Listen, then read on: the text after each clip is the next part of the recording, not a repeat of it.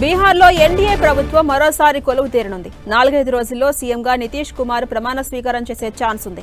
10వ సీఎంగా ప్రమాణం చేయబోతున్నారు నితీష్. కొత్త ప్రభుత్వం మంత్రివర్గ కూర్పుపై రేపు ఎల్లుండి కీలక చర్చలు జరగబోతున్నాయి. 89 సీట్లతో సింగిల్ లార్జెస్ట్ పార్టీగా బీజేపీ అవతరించింది. అటు 85 స్థానాల్లో జేడీయూ గెలుపొందింది.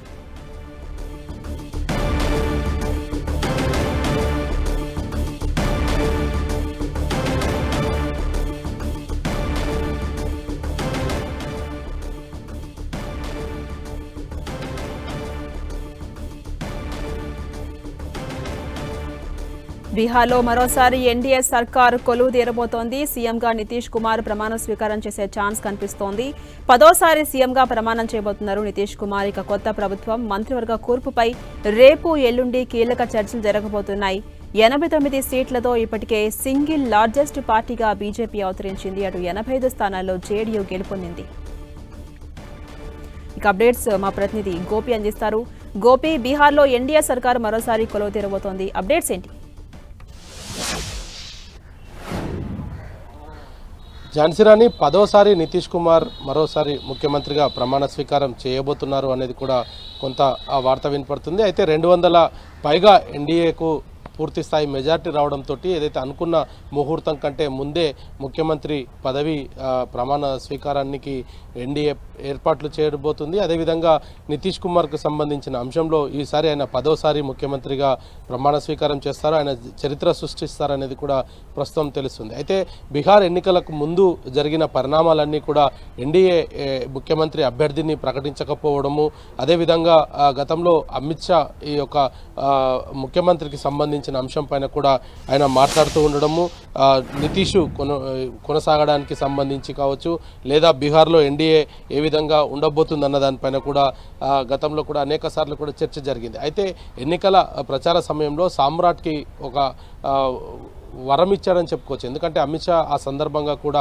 ఆయన సామ్రాట్కి ఎన్నికల రిజల్ట్ తర్వాత ఆయనకు గొప్ప పదవి వరించబోతుందంటూ కూడా ఆయన ఎన్నికల సందర్భంగా చెప్పడం జరిగింది. సో దీంతో మరొకసారి ఎన్డీఏకి సంబంధించిన అంశం పైన చర్చ జరుగుతుంది. అశోక్ సామ్రాట్కి సంబంధించి ముఖ్యమంత్రి అభ్యర్థిగా ఆయనను ప్రకటిస్తారా, గతంలో ఏక్నాథ్ షిండేకి సంబంధించిన వ్యవహారాన్ని మరొకసారి బీహార్లో కూడా అమలు చేస్తారా అన్న దానిపైన కూడా ప్రస్తుతం రాజకీయంగా కొంత చర్చ జరుగుతుంది. ముఖ్యమంత్రి నితీష్ కుమార్ పేరు దాదాపు ఇటు ఎన్డీఏలో ఖరారు అవుతున్నప్పటికీ కూడా బీజేపీ మరి ఏం చేయబోతుందన్న దానిపైన కూడా ప్రస్తుతం చర్చ జరుగుతుంది.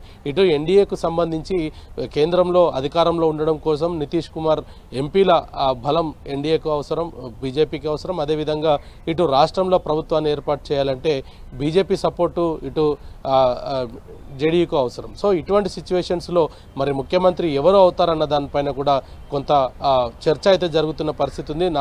ఈరోజు 1-2 రోజుల్లో దీనిపైన కొంత చర్చ జరిగి ఆ తర్వాత అభ్యర్థి పైన కొంత ప్రకటన వచ్చే అవకాశాలు కనపడుతున్నాయి. అయితే నితీష్ కుమార్నే ముఖ్యమంత్రిగా ఇప్పటి వరకు కూడా అనుకుంటూ వస్తున్న నేపథ్యంలో కొత్తగా సామ్రాట్ పేరు తెరపైకి రావడము ప్రస్తుతం ఇది రాజకీయంగా కొంత చర్చ జరుగుతుంది. గతంలో మహారాష్ట్రలో జరిగిన అంశాన్ని ప్రస్తుతం బీహార్కు ముడిపెడుతూ కూడా కొంత రాజకీయంగా చర్చ జరుగుతుంది. ఏకనాథ్ షిండే అంటే గతంలో కూడా ఏదైతే 2020లో కూడా బీజేపీకి పూర్తి స్థాయి మెజారిటీ వచ్చినప్పటికీ నితీష్ కుమార్నే ముఖ్యమంత్రిగా చేస్తూ బీజేపీ నిర్ణయం తీసుకోవడం జరిగింది. ఆ తర్వాత జరిగిన పార్లమెంటుకు సంబంధించి నితీష్ కుమార్ ఎన్డీఏతోటి కలిసి ఉండడము, ఇప్పుడు మరోసారి 2025 ఎన్నికలకు సంబంధించి బీహార్లో పూర్తి స్థాయి సింగిల్ లార్జెస్ట్ పార్టీగా బీజేపీ మరోసారి అవతరించడం జరిగింది. 101 స్థానాల్లో 85 స్థానాల్లో బీజేపీ, 101 స్థానాలు జేడీయూ పోటీ చేస్తే 83 స్థానాల్లో జేడీయూ గెలవడం జరిగింది. సో ఇటువంటి సిచ్యువేషన్స్లో ఇప్పుడు ఎన్డీఏకు ముఖ్యమంత్రి అభ్యర్థి ఎవరు, గతంలో లార్జెస్ట్ పార్టీగా ఉన్న బీజేపీ నితీష్ కుమార్ని ముఖ్యమంత్రిగా చేస్తూ నిర్ణయం తీసుకుంది. మరి ఈసారి కూడా నితీష్ కుమార్ని ముఖ్యమంత్రిగా చేస్తుందా, లేదా నితీష్ కుమార్కు ఇంకా ఏదైనా పదవి కట్టబెట్టి ఇటు అశోక్ సామ్రాట్ని ముఖ్యమంత్రిగా చేస్తుందన్న దానిపైన కూడా కొంత రాజకీయంగా చర్చ అయితే జరుగుతుంది. 1-2 రోజుల్లోనే బీజేపీ ముఖ్యమంత్రి అభ్యర్థిని ప్రకటిస్తుంది. త్వరలోనే అంటే 22కు మామూలుగా ముహూర్తం అనుకున్నారు ముఖ్యమంత్రి ప్రమాణ స్వీకారానికి. కానీ అంతకంటే ముందే బీహార్ ముఖ్యమంత్రిగా ప్రమాణ స్వీకారం ఉంటుందనేది మాత్రం చెప్తున్నారు. ఎవరు ముఖ్యమంత్రి అభ్యర్థి అనేది మాత్రం ఎన్డీఏ ఇప్పటి వరకైతే స్పష్టం చేయట్లేదు. కానీ ఇప్పటికే ఇటు బీహార్లో మాత్రం రానున్న ఈ యొక్క ప్రమాణ స్వీకారానికి నితీష్ కుమారే 10వసారి ముఖ్యమంత్రిగా ప్రమాణ స్వీకారం చేసి చరిత్ర సృష్టిస్తారనేది కూడా ఇటు బీహార్లో చర్చ జరుగుతుంది. కానీ హైకమాండ్ ఏం నిర్ణయం చేస్తుందన్న దానిపైన కూడా కొంత ఉత్కంఠ అయితే నెలకొన్న పరిస్థితి ఉంది. ఇటు అశోక్ సామ్రాట్కి సంబంధించి గతంలో డిప్యూటీ సీఎంగా పనిచేశారు ఆయన.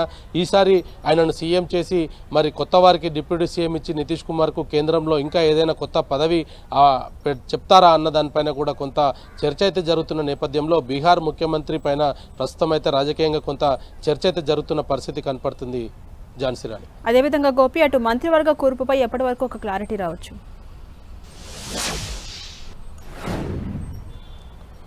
అయితే ముఖ్యమంత్రి అభ్యర్థి ఎంపికపైనే బీజేపీ ఒక స్పష్టమైన నిర్ణయం ఇప్పటికే తీసుకోవడం జరిగింది. మెజారిటీ ఎమ్మెల్యేలు ఎవరిని ఎన్నుకుంటే వాళ్ళు ముఖ్యమంత్రి అవుతారో, ఆ ముఖ్యమంత్రి ఎవరిని సూచిస్తే వాళ్ళే మంత్రివర్గంలో ఉంటారు అనేది కూడా ఇప్పటికే బీజేపీ చెప్తూ వస్తుంది. అయితే మరి ముఖ్యమంత్రి ఫైనల్ అయిన తర్వాత ఆయన తన టీంను ఎవరెవరు ఉండాలి అనుకుంటున్నారు, దాంట్లో ఎవరెవరికి ఏ పదవులు ఇవ్వాలనుకుంటున్నారు అన్న దానిపైన కూడా ఒక స్పష్టత అయితే వచ్చే అవకాశాలు కనపడుతున్నాయి. ఒకవేళ ఇప్పటికే ఉన్న నితీష్ కుమారే మరోసారి ముఖ్యమంత్రిగా కొనసాగితే ఇప్పుడున్న క్యాబినెట్ని తిరిగి కొనసాగించే అవకాశాలు అయితే చాలా స్పష్టంగా కనపడుతున్నాయి. 1-2 రోజుల్లోనే ఇటు ముఖ్యమంత్రి అభ్యర్థి పైన, అదేవిధంగా రాష్ట్ర మంత్రివర్గ కూర్పు పైన కూడా ఎన్డీఏ ఒక నిర్ణయం తీసుకోబోతుంది. అయితే ఇప్పటికీ ఇటు మనం బీహార్లో కనుక చూస్తే ఏదైతే 12 మంది ఎంపీల బలం ఇప్పటికీ ఎన్డీఏకి అవసరం ఉంది.